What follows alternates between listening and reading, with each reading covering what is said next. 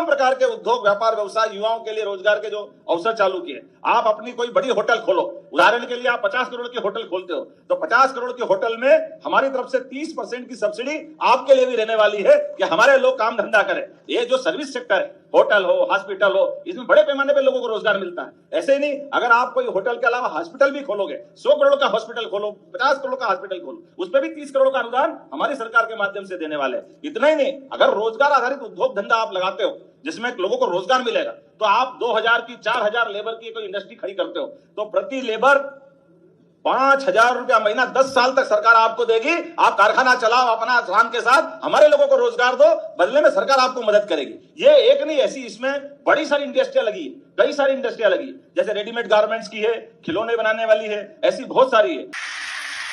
बहनें भी कितनी है मध्य प्रदेश में? 1 करोड़ 36 लाख, अंदाज तो लगाओ कितनी बड़ी संख्या है। 1 करोड़ 26 लाख और 35,000, इतनी बड़ी संख्या में। और अकेले छतरपुर जिले में 3,24,433 लाडली बहना है। हम सब भाग्यशाली हैं, इतनी बड़ी संख्या में बहनों का आशीर्वाद मिल रहा है।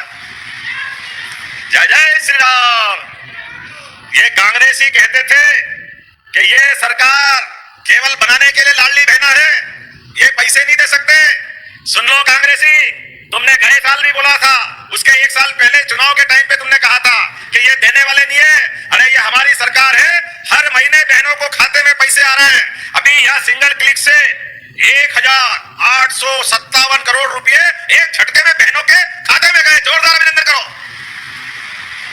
1857 करोड़ किसको कहते हैं? लेकिन कोई बात नहीं, अभी तक हमारे इस योजना के माध्यम से लगभग 46,500 करोड़ की राशि बहनों के खाते में दी है। ये कांग्रेसी कहते हैं लाडली बहनों की राशि मत डालना, पैसे मत दो, ये बहनें दारू पी जाती है। याद रखना बहनों, जिस दरवाजे कांग्रेसी आए आप उसको कहना वापस लौट जाओ, तुम्हारा इस घर में कोई आवश्यकता नहीं है। इतने बेशरम, कैसी जुबान इनकी। ये दारू पीने की संस्कृति कांग्रेसियों तुम्हारी होगी, हमारी बहनें तो गंगा जल के रूप में पवित्र है। मैं प्रणाम करना चाहता हूं हमारी सभी बहनों को।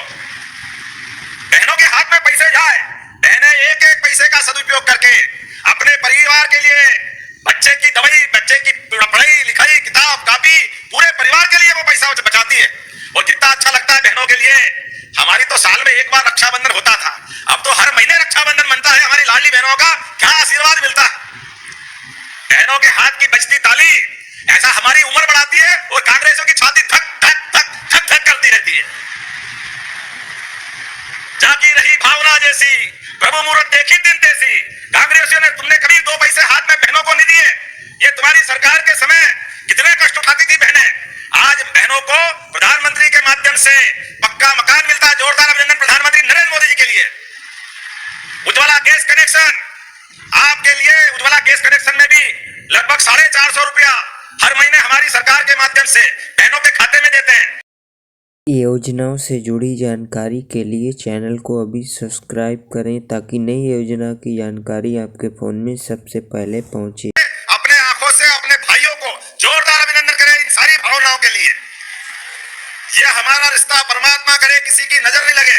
हमारी सरकार, भारतीय जनता पार्टी की सरकार, जनता की सेवा का संकल्प लेके आगे बढ़ रही है।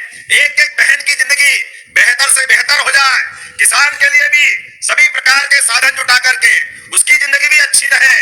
विद्यार्थी, युवा, गरीब, प्रत्येक वर्ग के लिए हमारी सरकार काम कर रही है।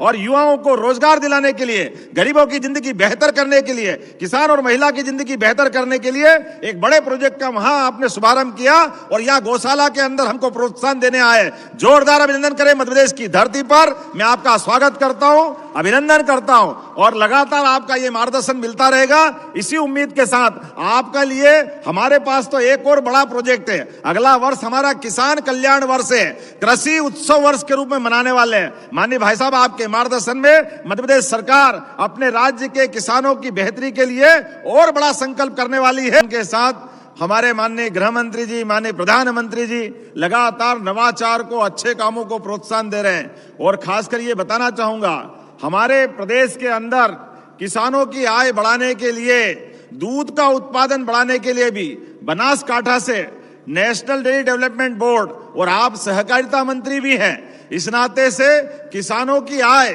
खेती की फसल से तो बढ़ना ही चाहिए, लेकिन दूध उत्पादन भी बढ़े और दूध उत्पादन के आधार पर घर घर व्यक्ति के जीवन में सुख समृद्धि आए। इसलिए दूध और दुधारू पशु, देसी पशु जिनके आधार पर हमारे गोवंश से हमारी खेती का भी रकबा सुधरे, खेती की आय भी बढ़े, ऐसे उद्देश्य के लिए हमारी सरकार ने नेशनल डेयरी डेवलपमेंट बोर्ड के माध्यम से MOU किया।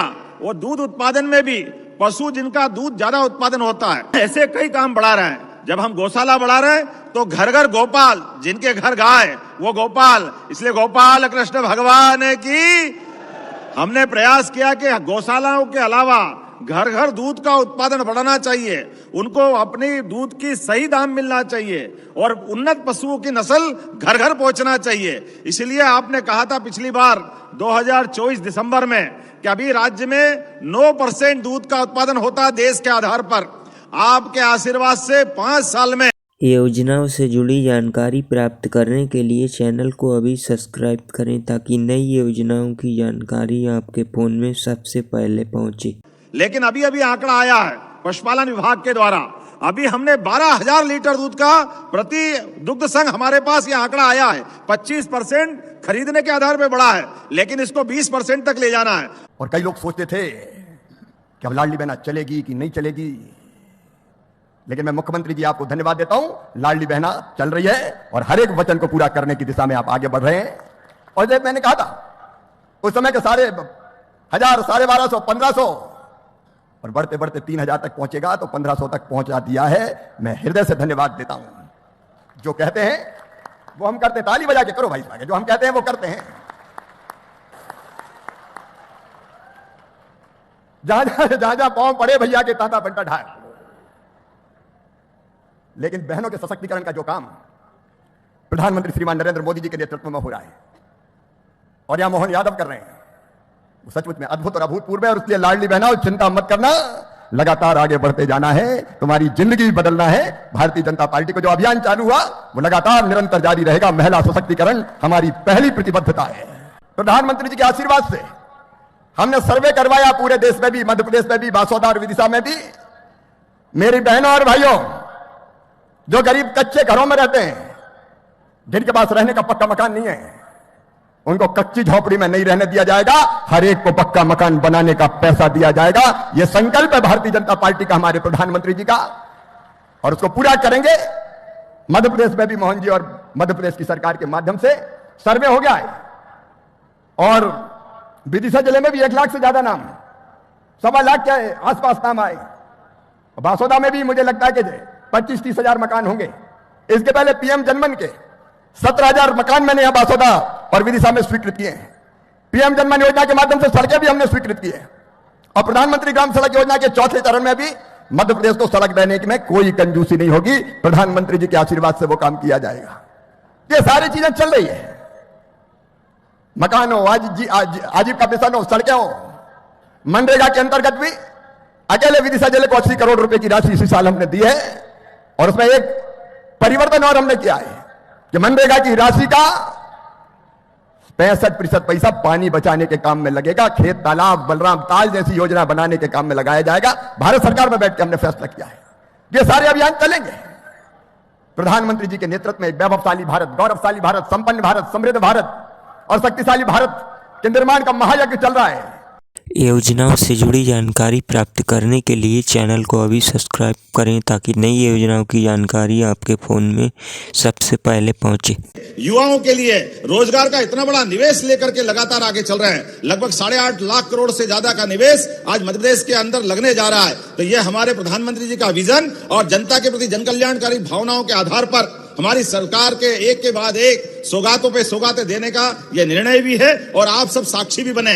मैं मध्य प्रदेश की धरती पर यशस्वी गृह मंत्री जी का पुनः वंदन करता हूं, अभिनंदन करता हूं और उम्मीद करता हूं आपका आशीर्वाद हमको इसी प्रकार लगातार मिलता जाएगा। अटल जी की जन्म जयंती को इससे अच्छा सार्थक करने का कोई मौका क्या हो सकता है, जब हम ग्वालियर की धरती पर लाखों करोड़ों लोगों को रोजगार उपलब्ध करा रहे हैं और साथ ही साथ प्राकृतिक खेती का एक रीवा में एक और आयोजन कर रहे हैं। ये अटल जी के हमारे उनके व्यक्तित्व के आधार पर ये जो बड़ी बड़ी सौगातें मिल रही है, एक बार फिर मैं आपके माध्यम से प्रदेश की जनता को बधाई देना चाहता हूं।